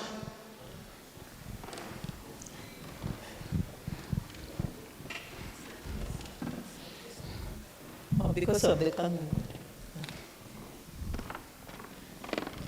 Mr. Mohammed has really given us a challenge in the universities. And I was pitying Professor Shira, so I said, let me share the Yeah, because really we have been seen like we are just operating in silos and we are not helping much. And then you know who gives us funding?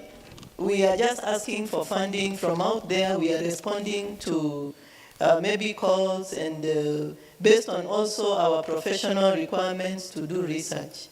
But maybe just to add on to what Prof has said, maybe we need to start thinking about who needs to drive the research agenda. Should the research agenda be driven from the universities, from donors, or from the community? Maybe that is something we can do. We don't have the money. We depend maybe on donors and also a small percentage from government. And because governments, according to Africa Agenda 2063, governments were supposed to put in certain amount of money into research, but we know because of the economic constraints, it becomes difficult to do that. But even at the local level, sometimes we may not need a lot of resources because even in the Juakali people are innovating. You mentioned the Juakali sector. Maybe it is high time universities, we open research even from outside. For those who we have seen even young people, like there was a young man who was generating electricity. I watched, was it last week in news?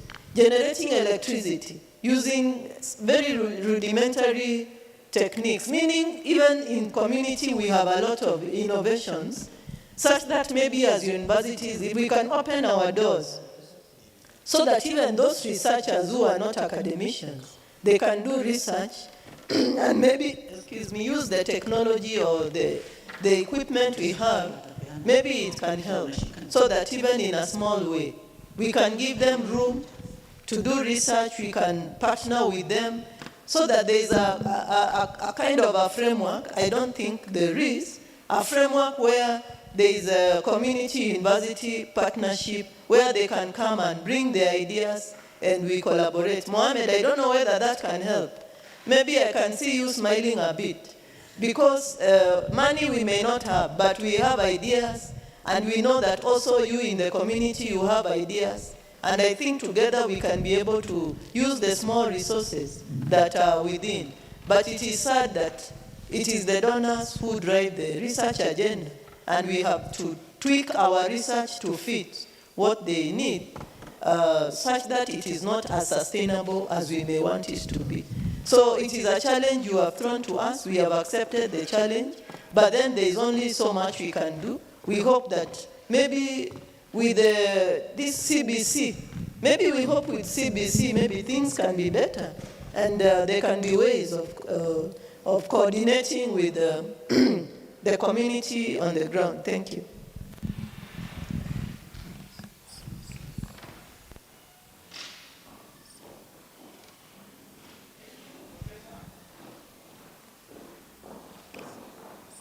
Thank you, Professor, for contributing for that question. We still have one question on online, but I have two people here with question. Let me go to them, then I'll come one on the online. Okay? Yes. Let me start with him. Dr. Akumu, okay, ask your question. All right, thank you. I have a question for Professor Maina. You mentioned something about silent forests. You say that if a forest is silent, then it's probably not doing well, or you're not getting the results that you're expecting. And my question is, do you have a specific technology maybe to trap sound, or are you just going to listen? And why are we interested in the bioacoustics? How is it important to the well-being of humans that we're interested in the species that are surviving in the forests? Okay, thank you. Let's have all the questions so that they can answer at once. Okay, take the mic to him.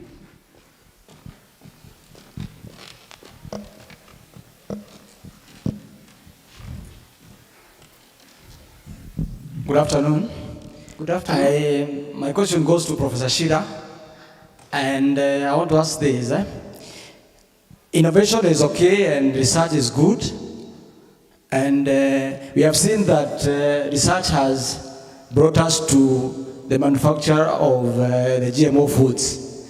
But then I ask myself, sometimes as a layman, what I understand is that GMO foods are not so good to our bodies. Sometimes they are told, it is said that they bring cancer. So I want to ask you this. Don't you think that sometimes we become a victim of our own success if we continue trusting this innovation and then maybe we are producing genetically modified foods which maybe sometimes will bring cancer and other effects into our bodies? Thank you.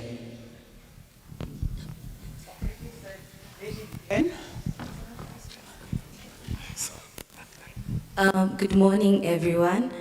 My questions are on the carbon tokens, the carbon credit tokens.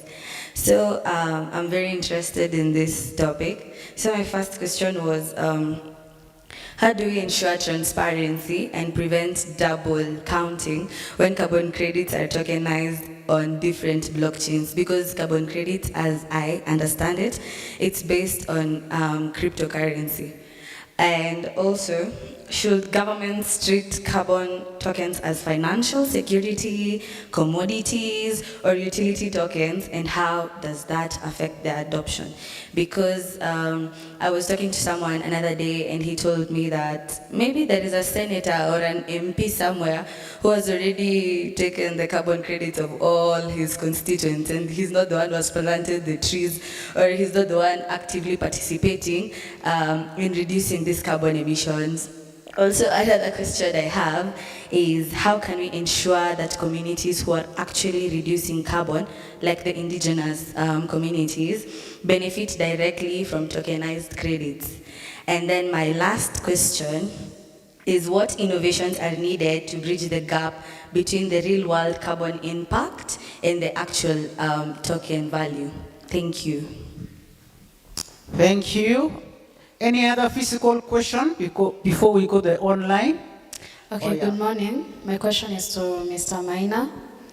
I'm interested in the diagnostic part of AI, where you were talking about the rheumatoid heart disease. I was wondering whether it's possible for this machine to diagnose the RHD in asymptomatic patients. And the other question was, I heard you saying how you could easily diagnose it and advise the parents to children to give them antibiotics. But when you get to see the side effects of antibiotics on children, it's not that good. So is it possible for like the herbalists to come in and do something about it? And also, is it possible to ensure that parents are giving out these antibiotics the proper way to prevent the antimicrobial resistance in children? Because it's an issue that is facing hospitals in the current state. Thank you. Now, we have also the online question. Okay. There is one for Professor Sira. Okay. This is on what? Data science. Yes. The question is, you are doing well in research. Share some research nuggets for Center of Data Science and AI at Kabarak University. Is that the question? Yes. Another one, how do we as universities effectively, fully involve the community in research, if this should help in ensuring better outputs? Okay, any more?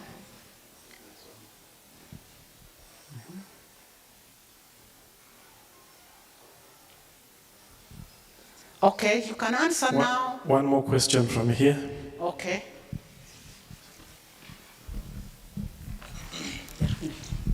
Good afternoon. My question goes to Professor Maina. You mentioned something about AI for echocardiography. What are the key barriers to clinician trust and adoption of AI-assisted echocardiography interpretation, and how can human-AI collaboration frameworks, such as explainable AI, be designed to mitigate those challenges? Thank you. Thank One you. more.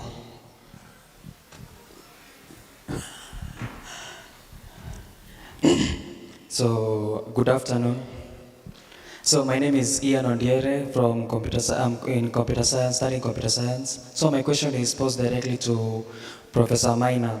So, in diagnosis part, you said about orthopedics, that you are posing models for limb alignments assessment, reducing exposure to X-rays. So my question was, how are you intending to reduce the exposure to X-rays? And my second question was about technology at home, the Juakali. So how can the Juakali sector be better integrated with formal technology system in Kenya? Thank you. Thank you. Now, before I invite them to answer the question, let me give a communication. You know we have not gone for tea break, and lunch is approaching. So I'm requesting that we'll combine the two. Because we have a few activities, let them answer the questions. We'll stop there for those questions to be answered. Then now we finish the remaining part of small activities, then so that when we break for both tea break and lunch, then we resume at 2 o'clock in our various sections, computer science and IT, environmental and pure and applied science. Then we'll continue with the questions in our sections in the afternoon so that we save time. So let me welcome Professor to answer the questions that have been asked. There are about 6 of them. And being supported by Professor Muturi. You can contribute somewhere you feel like contributing, and then we can move the next agenda. Thank you. Welcome, Professor. Thank you.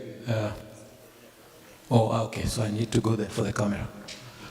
Okay, so I thought I had escaped the questions, but these ones have come, and I thank you so much. I don't know, the first gentleman who asked about GMOs, I don't know whether he's left. Okay, so I'll start with the forests. So the specific technology exists, yes, so it involves just capturing the sounds, which is a solved problem, which is you use microphones. But the key innovations here are how to deploy these systems in remote forests and how to process the audio automatically. Now, those are the innovations. And I think, why do we care? You asked a very important question. We assume that we all agree that forests are important. They serve as sources of water, etc. And when a forest is let me say, healthy, just like a human being, you can measure the temperature. One of the measures of the health of a forest is the biodiversity. And biodiversity is just how many different types of species are there, and most of them, if they vocalize, produce sounds, and you capture the sounds, you can then say, all right, I can hear. It's like if you go on a Zoom meeting, and after it's doing the audio transcript, it can tell you one person dominated the meeting or everybody was speaking. A good meeting, probably everybody is contributing. It's a similar thing. A bad meeting, one person is speaking. So it's similar. In a forest, very few diverse sounds, bad. Very many diverse sounds is good. And so we developed the technology to answer that question. For GMOs, even though he's not here, I think, I'm not an expert. I don't know anything about GMOs, but I think one of the problems is that we do not have sufficient trust in our or in our academicians or our professors. If I stand here and I tell you GMOs are good, you may not start saying, yes, we were told by so-and-so, and I trust so-and-so. So we do not have enough public intellectuals who we trust, and that is again a problem of our universities. We need to fix that.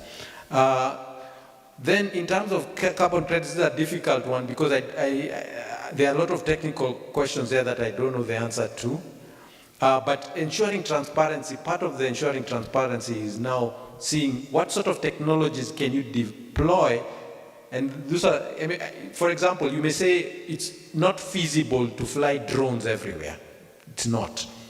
But perhaps it's feasible to fly drones in a small enough subset of places that you can then use that to verify.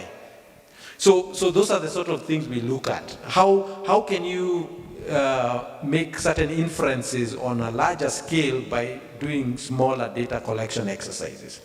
That's one thing, so that it's verifiable. And now benefiting the actual communities, you see, hopefully, I really am not qualified enough to answer this, because those are deep questions about land ownership and things of that nature. But essentially, there's a lot of mistrust in the whole carbon credit system, and all our efforts in trying to understand this tree exists, number one, this tree is growing, number two, and now those are the downstream of it belongs to so-and-so, or how it should be represented, whether as a cryptocurrency, or those are now other techniques. The technology stack is very big. For us in our lab, we are looking at this part of the technology stack, which is actually, is a tree there, is it growing? Is it growing as expected? But yeah, happy to discuss further. I don't know enough there. In terms of diagnostics, I hope I didn't say anything was easy, because I think it was said easily treated with, okay. Here, the key thing with RHD starts off, and here again, I just have spent a lot of time talking with a cardiologist. And what they say is, essentially the screening is trying to find, you ask whether it's asymptomatic. So it is, you can almost say that the screening is aimed at saying this somebody has a condition that's a precursor to RHD. It's called acute rheumatic fever. It does some problems on the valves. It says these valves are likely to go on to full-blown RHD. So you can say technically it's asymptomatic because the disease has not yet become its worst form, which is RHD. Now, in terms of antibiotics and which ones, you see, here is the thing. You're now in a situation where it's about your heart and cardiovascular disease, and hopefully, I understand the issues with antimicrobial resistance. I think it's a very important thing to look at. And of course, we have a lot of traditional knowledge. Why not? I think herbs, and after all, a lot of the chemicals, important drugs come from herbs which come from our forests, which is why we care about them in the first place. And a healthy forest which has your herbs will most likely have a lot of biodiversity. Again, if I've not answered completely, we can talk, we'll be here. For research nuggets, I think one thing is to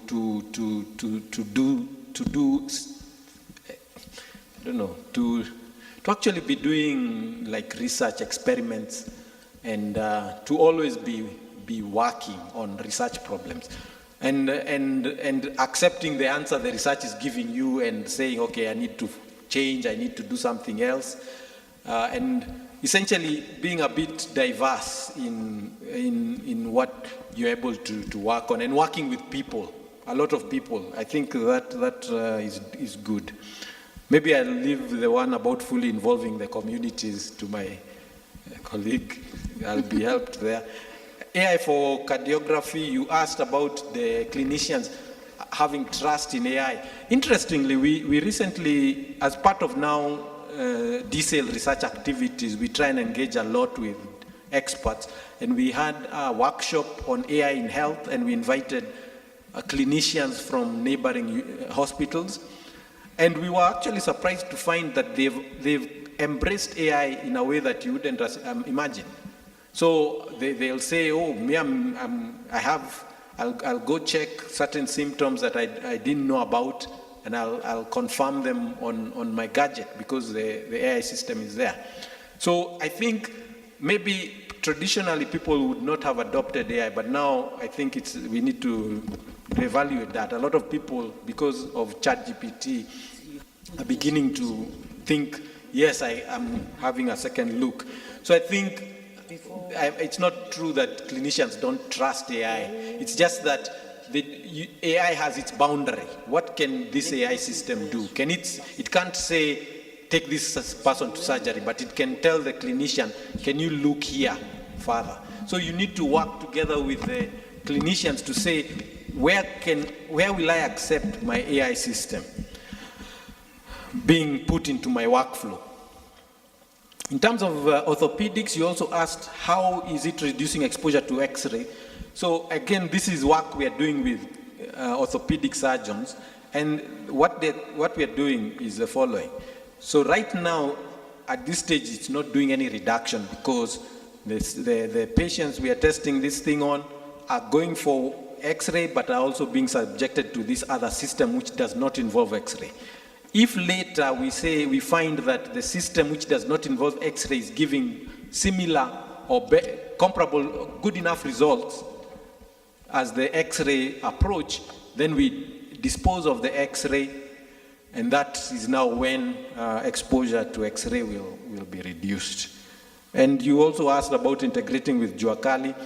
I think just like this conference has been open to the general public, opening up the doors of the university to everybody, not just students, but even I think it can be a very interesting collaboration and cross-fertilization.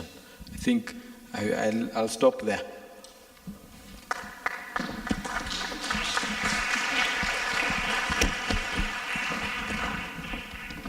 Thank you, Prof. Let me just say a few things about some of the questions that were asked about the carbon credits. Let me just give an example that I know of in South Coast. There's a group there who are earning carbon credits from the mangrove, Mikoko. It's called Mikoko something. I can't remember the second name. And they are not normally given money.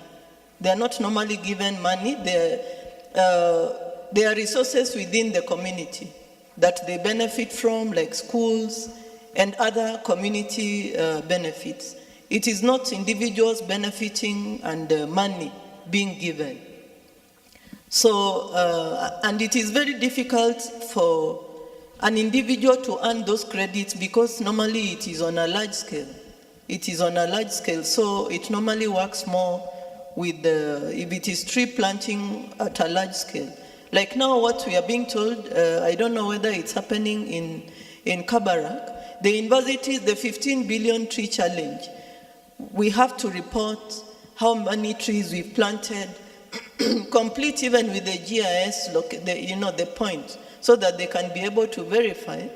So how they do it, the calculation, it is normally, let me confess that it is like shrouded in secrecy, and maybe that is what brings the mistrust, and very few people can be able to do those calculations. And that is why I was challenging you in my presentation. Now in this era of AI and all this, then if more people can get into these calculations, it will become more transparent, and it will become easier for people to see how they can come in. Otherwise, these people, there are few who do that and they want to hoard it so that they can be able to get all the benefits that come with being in this discipline. But I'm challenging you young people, like I did in my presentation. Use the technology you have now to get into this so that you can be able to demystify these things that look so very difficult, and yet maybe they could be very, very easy to do. So I'm throwing the challenge back to you. Involving communities in research, I think Professor Shira has said that, but I want to give an experience. I went for a conference in University of Eldoret on regional centers of excellence organized by NEMA. And I saw something so good, and I thought it is good that I can also share. The lady who mentioned traditional medicine, they have herbalists coming to the university to team up with the researchers to conduct herbal medicine research.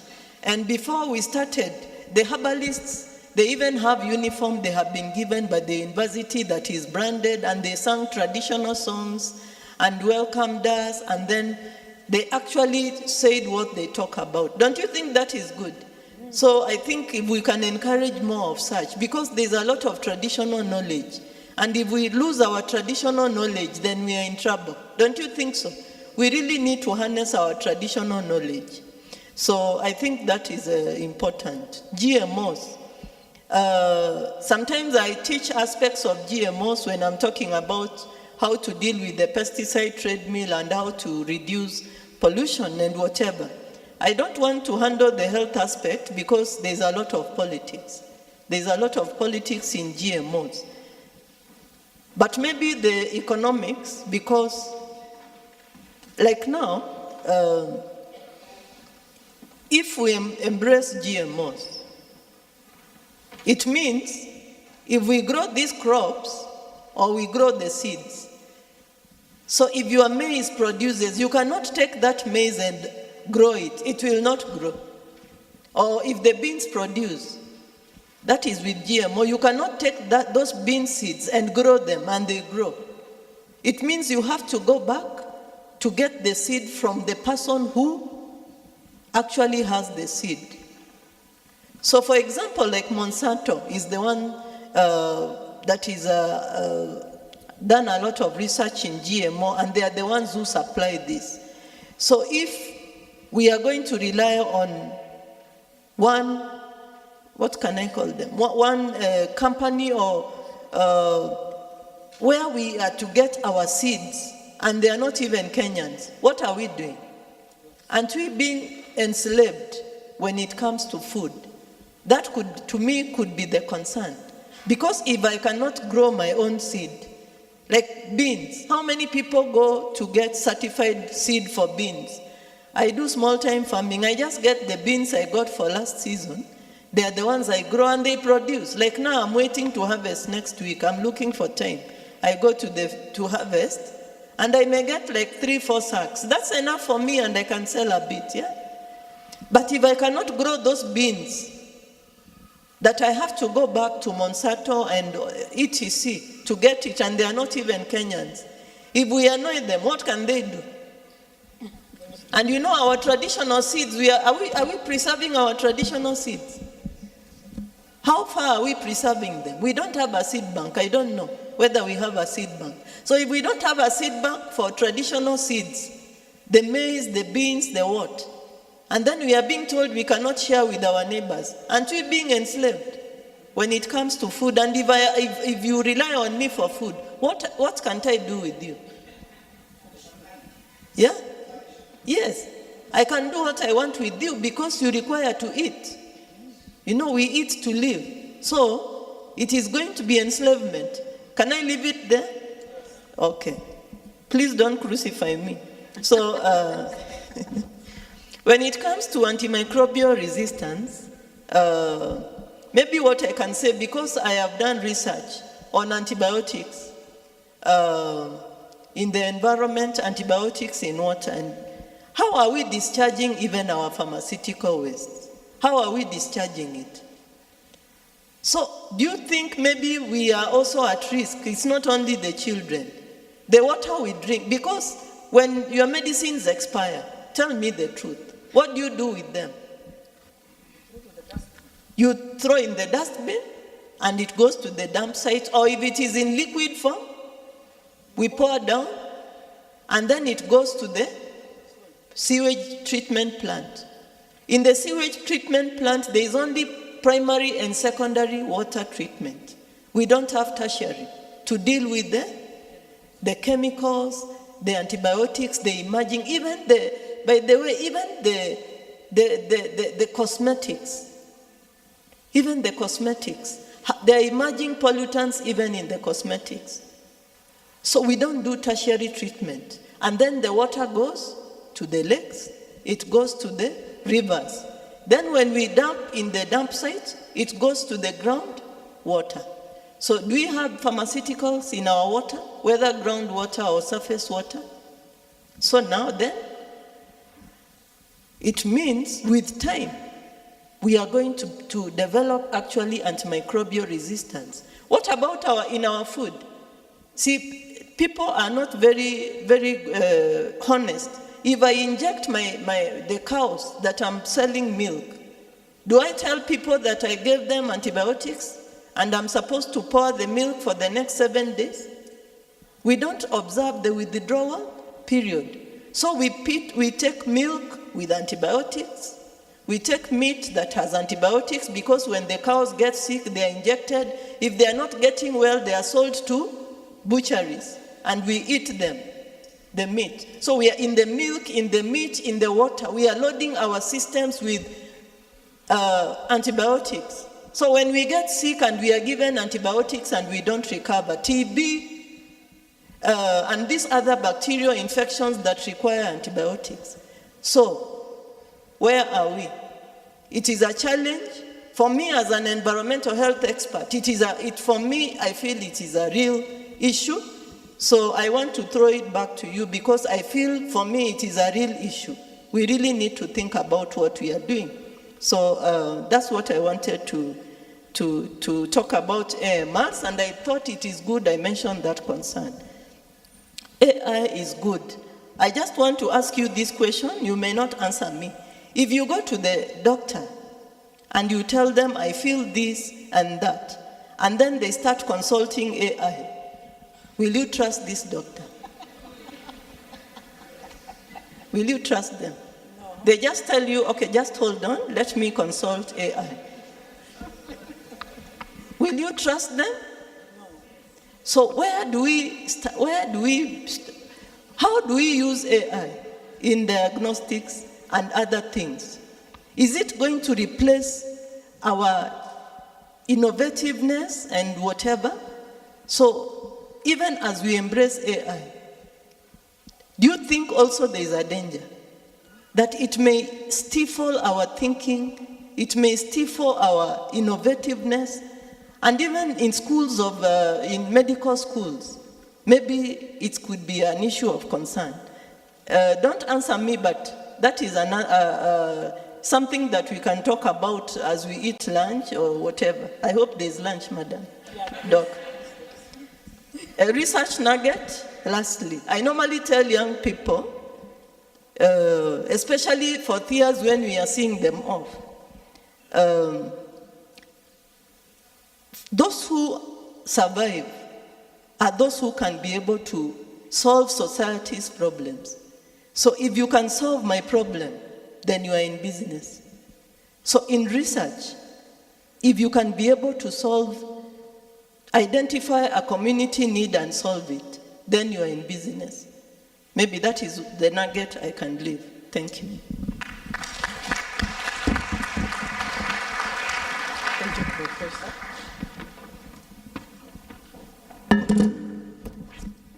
Thank you, Professor Muturi and Professor Maina, for responding to the questions. And actually, we have learned a lot. Yes, we have learned a lot. I think we need to appreciate ourselves, all of us, because we have really interacted very well. Excellent interaction and a reflection of learning. Can we appreciate ourselves? Thank you. So we summarize that section of questions. If there are more questions, we'll answer in the afternoon. You can see our speakers and they will respond to you during these sections when we break for tea, we break for lunch and resume in the afternoon. So let's move ahead. So now I take this opportunity to welcome our director of Rio to come and give his comments and take over the remaining section. Karibu, Dr. Philip Nyawere. Thank you so much. Can we clap to our moderator, Dr. Sela Kebenei? Thank you so much for leading us so well since morning. I want to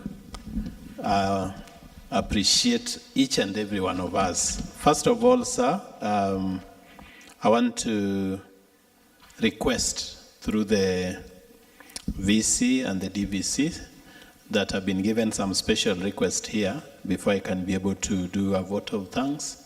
There is a team from Team Environment. Mr. Chanda is calling this an environment ambassador who has promised to take just 2 minutes to present something, and then we can be able to move on. Come in, young environmentalist, and then I can now give the vote of thanks.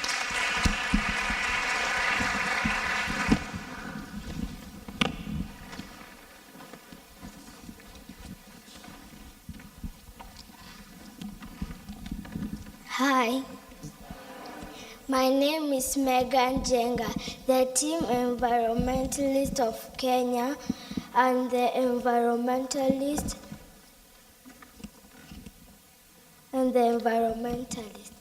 My name is Megan Jenga, founder and CEO of Megan Jenga Foundation.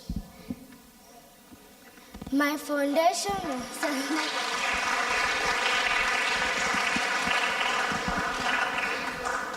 foundation was started 2 years ago with one goal, saving the world in modesty.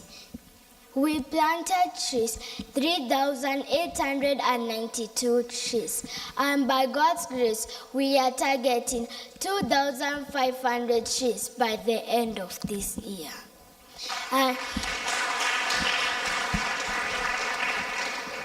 And we have done 1,000 trees. In my conclusion, I ask every one of us, let us hold hands together and support each other. This is for us and all the generations to come.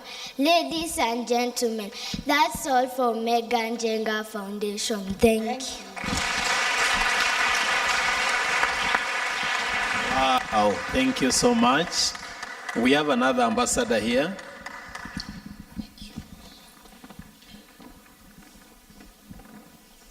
Keynote speaker Professor Maina, Professor Wickelster, and all other speakers, fellow environmentalists, distinguished ladies and gentlemen, all protocols observed, good morning. Ladies and gentlemen, oh, it's afternoon, good afternoon. Ladies and gentlemen, I stand before you today not just as a young person, but as a representative of a generation that will inherit this earth. And right now, our planet is asking for our help. We are facing one of the greatest challenges in human history, climate change. And right now, our earth is asking for our help. This earth is our home. My name is Alice Ngura, also known as DJ Alicia. I'm a musician, an actress, and Team Kenya Environmental and Climate Change Ambassador. I'm a 13-year-old student of Year 9. We all live on this beautiful planet called Earth. It gives us air to breathe, water to drink, food to eat, amazing plants and animals. But right now, our Earth is in trouble. We are undergoing problems like pollution, plastic waste, amongst many negative things that contribute to climate change. What is climate change? Climate change means that the world is getting hotter because of too much pollution in the air, mostly from factories, cars, and cutting down trees. This causes weird weather, droughts, floods, and even wildfires. It's hurting animals, nature, and our people too. One big challenge facing us all is plastic pollution. Plastic is used in bottles, bags, and wrappers amongst many. But when we throw it away carelessly, it harms our plants, land, and ocean. But here's the good news. We can all help. One way is by recycling plastic. Instead of tossing it in the trash, we put it in a recycling bin so it can be made into something new. We also carry our own water bottles. If we each do our part, our earth can be cleaner, safer, and happier for everyone. Let's manage our waste better. We should separate trash into what can be recycled, what is food waste, and what can be thrown away properly. Instead of burning trash, we can compost food scraps and reuse paper and plastic. What can we do? We can plant trees. We can clean up our schools and neighborhoods. We can teach others not to litter. We can remind our parents and ourselves to carry shopping bags to recycle. Let's be earth protectors. Every little action counts. Even someone young can help change the world. Let's protect nature, fight climate change, make Kenya and our whole world cleaner and greener. As young people, we're not too young to lead, and we're just the right age to start. Thank you all so much. Let's all rise up together and be heroes for Earth. God bless you all.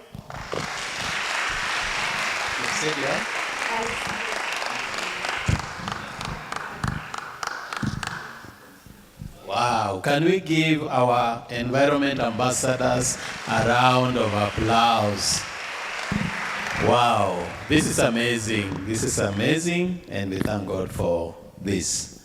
And therefore, ladies and gentlemen, we are coming to the end of this plenary session.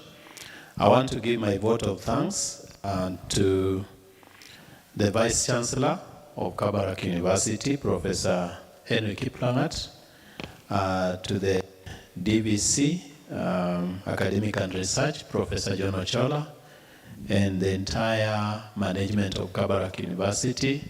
I'm seeing the presence of our Dean of Students. I'm seeing our librarian, Patricia, Madam Patricia. I think the rest have stepped out, but they'll be joining us over the lunch break. I want to acknowledge our able speakers. And they have taken the bull by the horn. Professor Sira Maina, our keynote speaker, and Professor Wilkista Muturi. Can we give them a round of applause? Wow. I also want to acknowledge our partners led by Team Environment, Mr. Matthew Sochanda. You're there, you can just wave to the congregation. There was a representative from TVET, the TVET Nakuru branch, Calvin's Otieno. I don't know, he's up there. He's also joined us.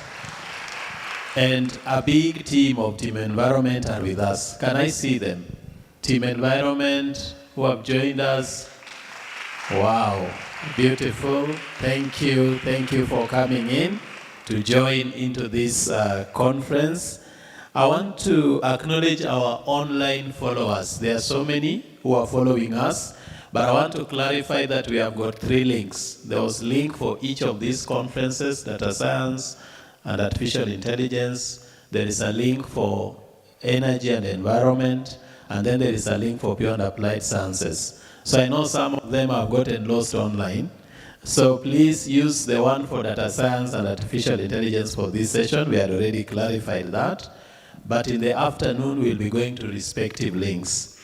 Now, right now, we have not touched anything on pure and applied sciences, but that is going to come in because our speaker is waiting online, Dr. Onesimus Munyati from Zambia. Yes, from Zambia. Is waiting to give his speech. So those who are in physical and pure and applied sciences, your speaker has not touched anything. So we've been taken onto a tour of AI and a tour of environment, and we've enjoyed. Actually, I've realized that we can be able to work together. That's what I've come to realize.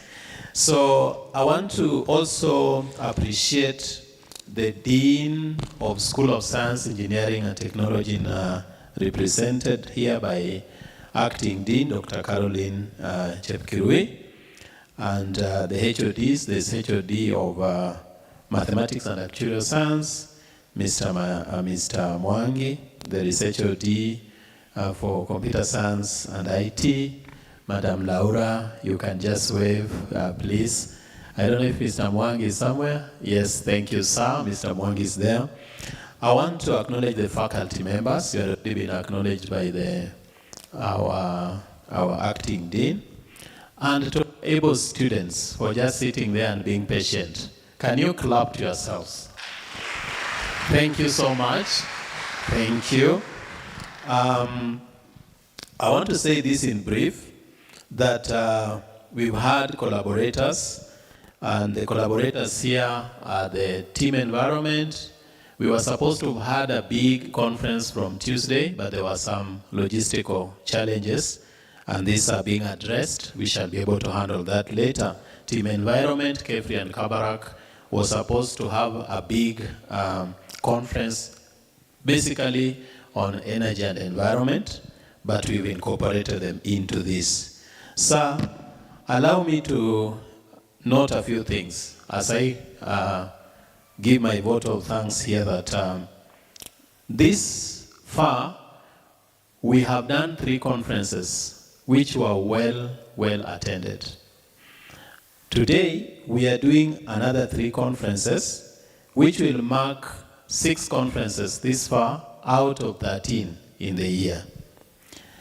And to be specific, I've also come to realize that all our conferences so far, the key theme is AI. That's another thing I've noted. And therefore, if you're here and you're scared of AI, it is a time that you change your mind, because I'm sure the whole year we'll be talking about AI. So you better change your mind. In these 3 conferences that we are holding right now, we have 39 abstracts submitted. And of course, we stopped others because of the timeline. So we have the most papers are right now presented in Environment and Energy Technology Conference. Can we clap for them? Because I've been the coordinator of the school, this conference has been the most poorly attended. But this time round, they have overtaken all the other 2. And so the least number of papers we have are 7 for data science and artificial intelligence, but we have 20 papers for energy and environment. So they have the most. And then we have 12 for pure and applied sciences, which always tops. So in total, we have 39 papers to be presented here. Now, for the first time, School of Science, Engineering and Technology are holding the 3 conferences together. Always we've been separating them. So for the first time, we have brought them together. It was a lot of work, but by God's grace, here we are. So as we come to the end of this session, I want to assure our students that your lunch is there, it's being worked on. And I want to assure staff that you will combine your tea and your lunch. Tomorrow, we will fully be online. So let me help Mr. Winda, as he will be coming at the end. He's the school coordinator. That at 2, we will be dispersed to our respective conferences online. But the faculty will be in the Kabuo online down there, so that we can continue with the discussion. A very heated discussion indeed. And so, sir, with your permission, I want to go to the next stage as we come to the end, where we want to acknowledge our guests and just give them the gifts in appreciation for creating time to be with us in this great university. So I want to request our DVC Academic and Research, Professor John Ochola, to come over. Can we clap for him as he comes over? And also allow me, sir, to acknowledge the School of Music and Media for taking us online live. We are so grateful. So I want to welcome our keynote speaker, Professor Sira Maina, to come for his gift as the HOD, Dr. Laura, brings the gift over to us. Help us, sir. Can we clap to our keynote speaker, Professor Sira? We look at the camera.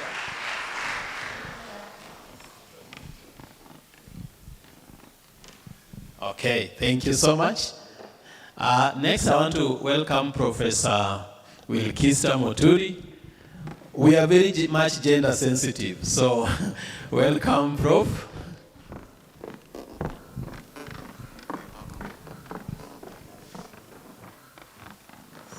Can we clap for Prof? Thank you so much. Next, I want to welcome the representative of our partners, Mr. Matthew Sochanda, on behalf of Team Environment, just to represent the big Team Environment. Thank you so much.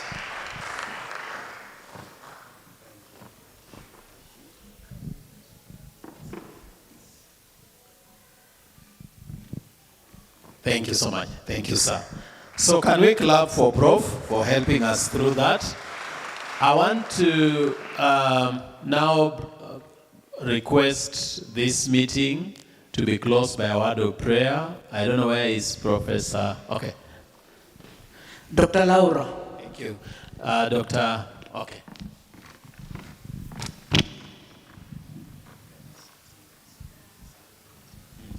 You want to say? Thank you, Director. Just an announcement that we have some team outside here who are having some exhibitions. So as you go for your lunch, kindly pass over and see what they have. They have some exhibits, some technology that they can exhibit. So kindly pass. Otherwise, thank you very much, and God bless you all.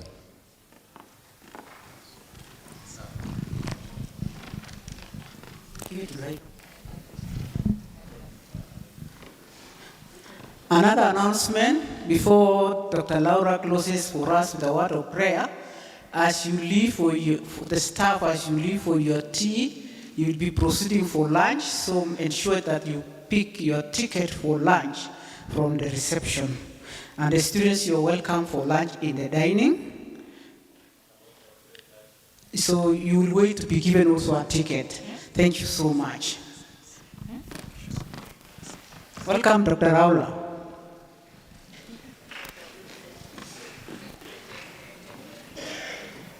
We thank God for a very wonderful session that we've had in the morning hour.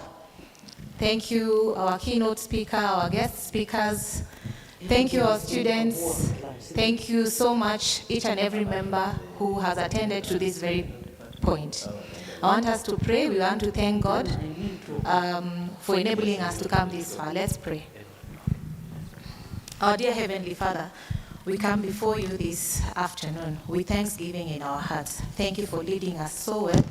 Thank you for opening our minds to the knowledge areas that we have heard today.